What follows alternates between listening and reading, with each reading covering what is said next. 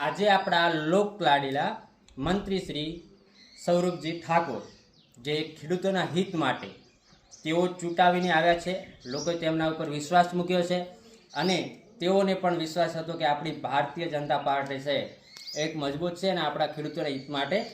Already હાજર છે. તો જે અત્યારે પાણીનો બહુ આપણે મુશ્કેલી હતી, તો એમને જે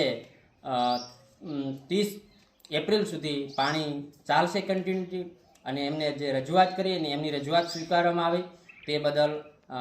આપણે એમનો સૌરભજીનો પણ ખૂબ ખૂબ આભાર માનીએ છીએ અને ભારતીય જનતા પાર્ટીનો કે જે ખેડૂતોના હિત માટે વિચારી રહી છે. જે ખેડૂતોને પાણી મળશે તો એમની ઉનાળુ સિઝન પણ સારી મળે, જે પશુપાલકો છે એમને પણ ખેતરમાં હરોચારો મળે અને એ પણ સારું દૂધ ભરાવી શકે અને સારી પ્રોફિટ ખેતરમાંથી ઇન્કમ મેળવી શકે.